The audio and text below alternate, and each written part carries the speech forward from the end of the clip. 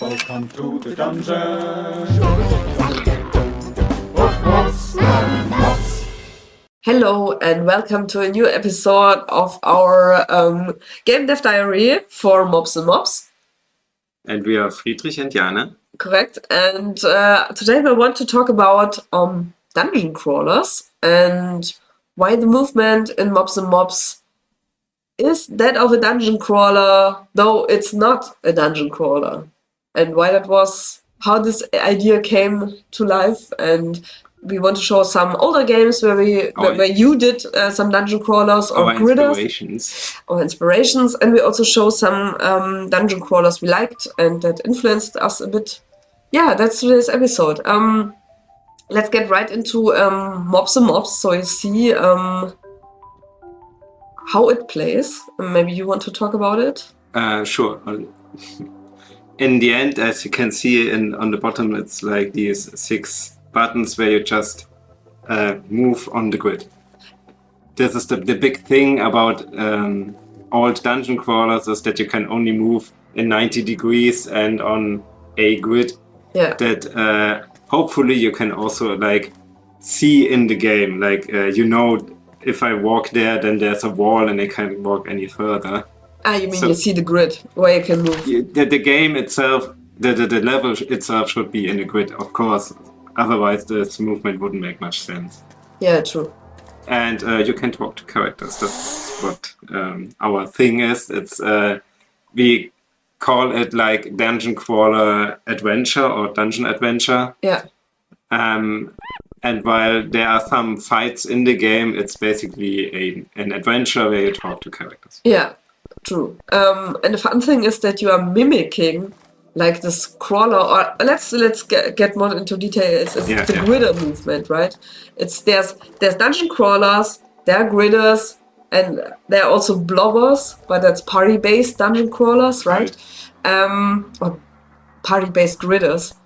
And this is the grid movement is what a gridder is what belongs to a gridder, but also you fighting. The games are oftentimes very hard, quite long. They're always RPGs, right? Which our game isn't. It's also not long. Yeah. Not right now. But the fun thing is that I always thought that people would be not annoyed, but confused by the movement, and sometimes they are. But quickly, like at least that's what happened at exhibitions, they really fell in love with the movement because they say it's really satisfying. Yeah. Because you always know where to go, and like it moves like in itself, in a way, Yeah, a bit, and I worked a bit on it, so that like you rotate a bit faster than you move. That's not normal because in most dungeon crawlers you like can move, rotate, move, rotate. Yeah. While we can rotate and move at the same time in this game. And so I thought, why not make it a little bit more fluid? Yeah. And if you are a bit more experienced, you can walk a bit faster than most people in the game. Yeah, totally. I'd say. Maybe why did you add the movement? How does that happen? That's a good question. I think we were a bit fed up with games where you had like free movement and there were so many glitches because people would like walk into some corners where they couldn't get out because collision geometry is always a finicky thing where you have to be very careful to place it correctly. Yeah. And I always was fascinated by these games. Personally, I didn't play in the beginning when I was young and played old RPGs. I didn't play these gridders. I had like Ultima Underworld, which we'll show later, hopefully. Yeah, totally. And I liked the free movement actually much more. Yeah. And every time it came to a dungeon crawler like Dungeon Master or Eye of the Beholder, I was like, what? Why would you make a game like this? But over the time, I learned to see the elegance, the beauty, the elegance in this design, where you can like reuse much more stuff, and it still is very atmospheric. Yeah, totally. Yeah. I also feel it's quite satisfying also to make them, because like you have these limitations like with the walls, and sometimes decorating these gridders is kind of annoying. Like, can you go to the, you're in a dialogue. in a dialogue, so you can't just move. But on the left, for example, there's a desk, and it's sometimes hard to just put nice furniture into a room because you have to go around it, and you can't get quite close to it. Like here you can, but from the other side you can't. And sometimes you have to be really careful where you put things because it's blocking the player from going on this tile or moving close to it to even experience what I just decorated there, you know? That makes it very interesting. All right, so that's the reason, and I think people like it. Maybe we show some of our earlier games. Oh, right. We not only made this game. So Pitman was like also our first game, not ever, but the first game that we actually made together for Red King and to be a commercial game. To be a commercial game in the end. In the beginning, it was a jam game. A jam game, 7-day roguelike. Loved this jam, and we extended it for like a few weeks, and then it was just Pitman. Yeah. So this is definitely a dungeon crawler, but it's also round-based. It has grid movement, like with board games. It's very much inspired by board games. Absolutely. And you could level Pitman and fight and collect stuff, like the little cards that are on the fields, on the playing fields. And the USP was that you could decide on which tile, when you would come to the corner of a tile, which where the dungeon continues, so to speak. So like we didn't have an elaborated procedural generation algorithm. We just said, well, that was you as the player. You are the generation algorithm in the end. I just remember that everything goes broken, and sometimes there's the note, trousers destroyed. People love that. In the game. The thing is, we always wanted to make a second, like Pitman 2 of that, because we love the game so much. I mean, it's quite old, like the interface and the whole graphics. It's really like Red King ancient Red King stuff. And it would be amazing to see like a modern version of that. But it grew instantly too big.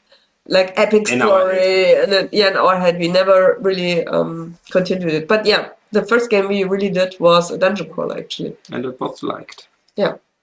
So another example of earlier works is by me, a personal game, and it's also not a dungeon crawler, it's like an adventure game that you move on a grid, and I had to be on a grid because the world folds in itself. Like you walk in one direction permanently, but you just loop on 3 tiles. It's an interesting fog of war thing, right? Yeah, and that's I call it the tree fog, and it was more like an experiment. And then I thought, oh, that looks nice. I could just keep it and make it like a theme of the game. And here you can see like when you change certain things in the game progress, then you change the environment. Like suddenly this infinite way, this infinite path changes, and suddenly I can go somewhere else. Yeah, I mean, it's cool. It's really like an early example how you use grid movement, not for a gridder or for dungeon crawler at all. So it's just a satisfying movement and camera movement. I thought so too, and for a short time, I mean, we even did some kind of VR game, like for Google Cardboard or something, where you could also move like this in a mansions. Yeah, totally. So this gridder thing is actually something we like to do. Yeah, and it turns out to be quite useful for other kind of games. Yeah. So I also then I think it's also the 7-day roguelike, I made this dungeon crawler, which is not in a dungeon but on an alien planet, called They Look Strange and Have to Die. And this is very, very dungeon crawler like, with the movement, and it's turn-based actually.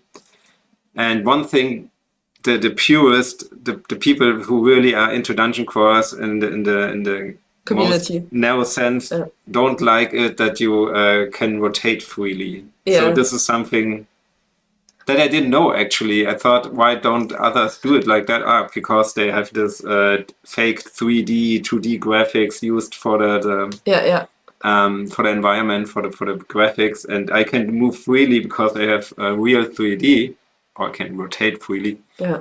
But it's actually just at least in this dungeon crawler Discord where I am, it's not the favorite. Yeah, totally. I mean, like now that we kind of talk to people about Mops and Mobs, and of course we search for people who enjoy dungeon crawlers, it's kind of hard to tell, okay, it's a dungeon crawler, but it's also not. Yeah. It feels like a dungeon crawler. It uses the setting of a dungeon crawler, but you can fight in the game, and you have the card game, but it's also like a different genre that doesn't belong into classic dungeon crawlers.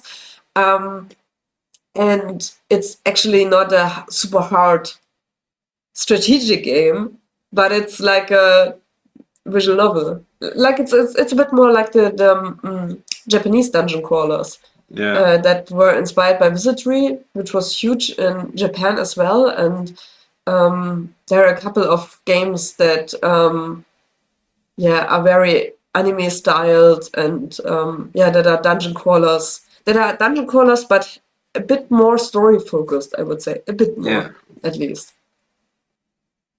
Okay, anything you wanted to say about your game?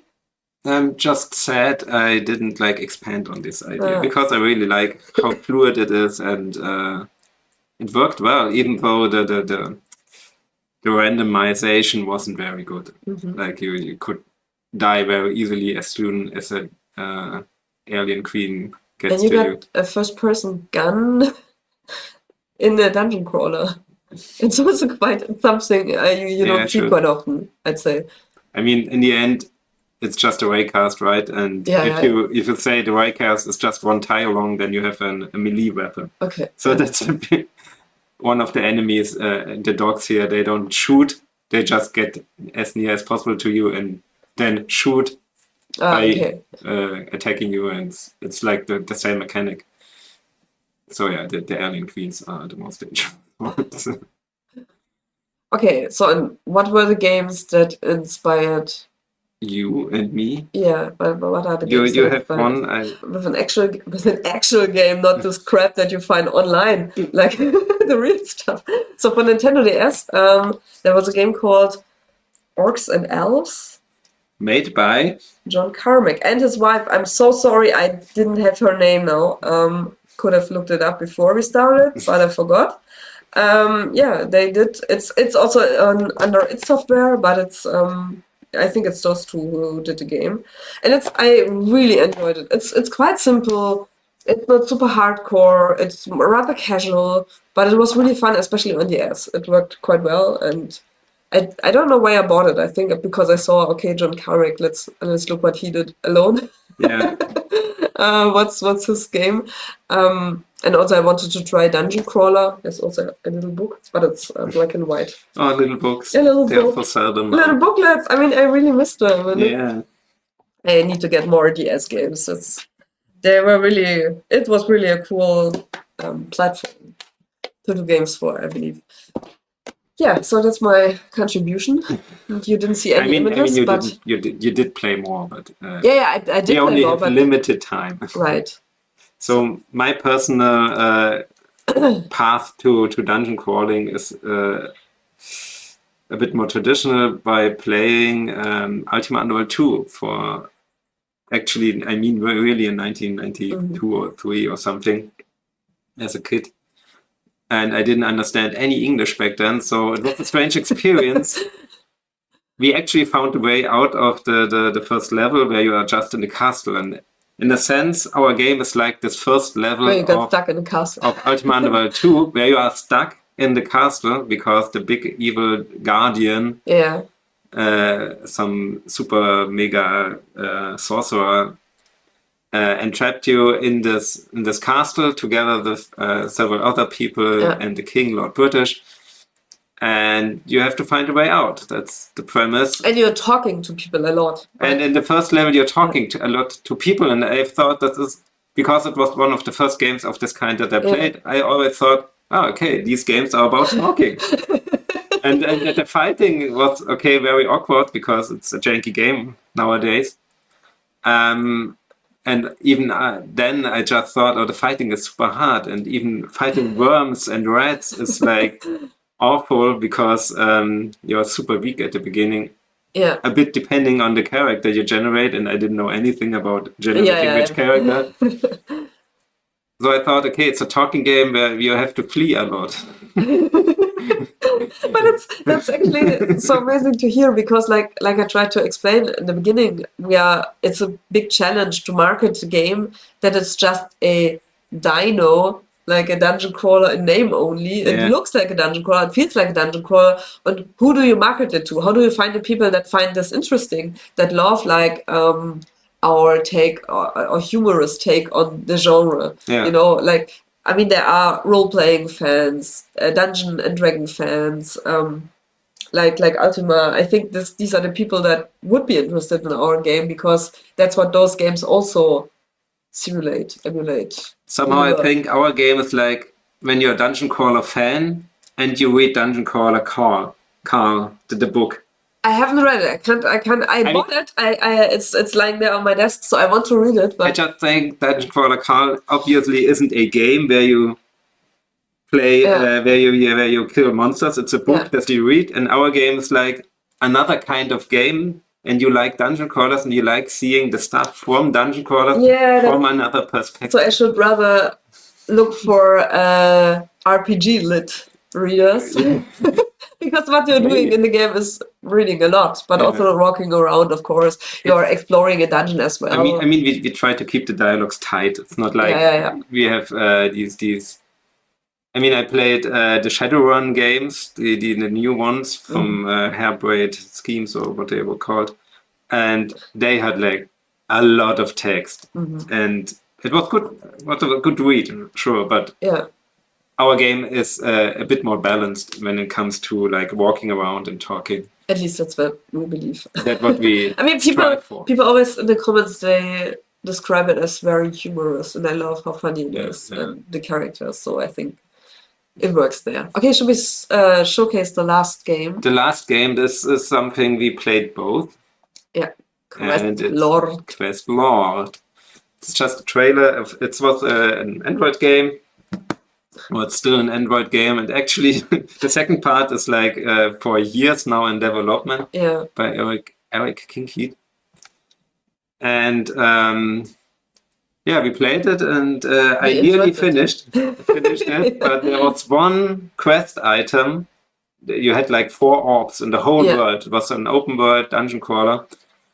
And in the whole world of like 4 orbs you have to find, and it didn't know that the 4 orbs are so important, and that the inventory is very restricted. So I just put down the orb somewhere in the world, and I don't know if I just didn't find it again, or if it just vanished because of some optimization or bug. I really walked through the whole world again. I didn't find it. And then I said, okay, no, now it's over. I finished the game by just giving up. Oh god, from 2012. But it was quite satisfying to play it. I think it also shows why it's so satisfying to create. Like, you have these characters that you can draw that are 2D only and that you can animate. And you got these landscapes that you can draw also 2D. Yeah. I mean, it's a 2D world that feels 3D. That's the whole point of dungeon crawlers, I'd say, or gridders. And this game really is for me an invitation to also pixelate and draw and create your own art style, your own art for a dungeon crawler. Yeah. And yesterday I played The Secret of Weepstone. It's like a black and white. Search for it. The Secret of Weepstone is a game I played yesterday because I thought, hey, it's like a old school gridder, party-based game. And what it isn't is, I mean, it's first person, but it's free roaming. Yeah. It looks like it has a grid. And I think he also used it to build the game, perhaps slightly. Makes sense. To have like the sides always the same. But it's free roaming and free like a camera movement.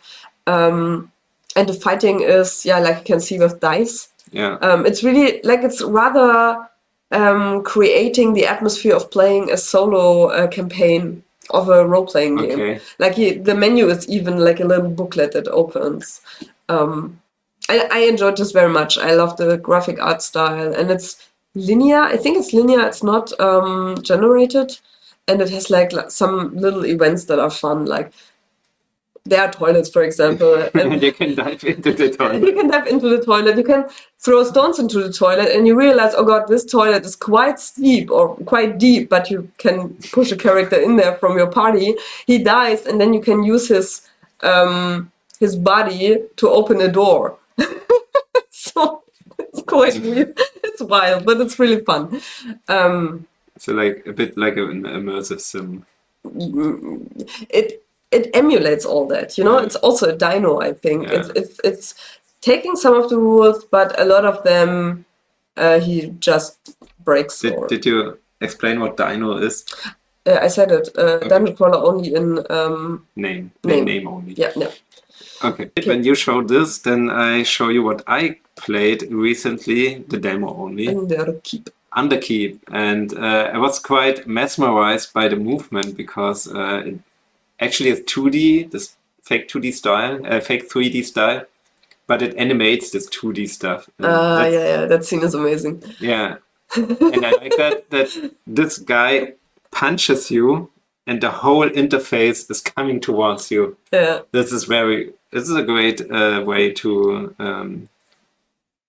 include the inventory, the interface in your gameplay experience. So I think there are quite some dungeon crawlers now in the making because, like I said, I think for a developer it's quite satisfying to make because you can save time by building the levels because you got this sandbox you can just use, like sandbox, like the restrictions, and your textures you can reuse a lot, but still it's possible to make amazing level design with it, like the labyrinth style level design.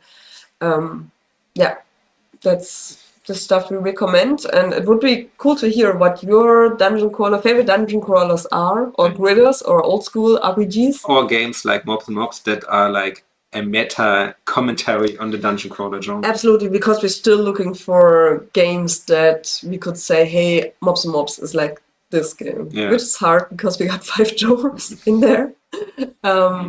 Yeah, all right, I'd say that's our dungeon crawler episode for today, and thank you for watching. See you soon. Bye.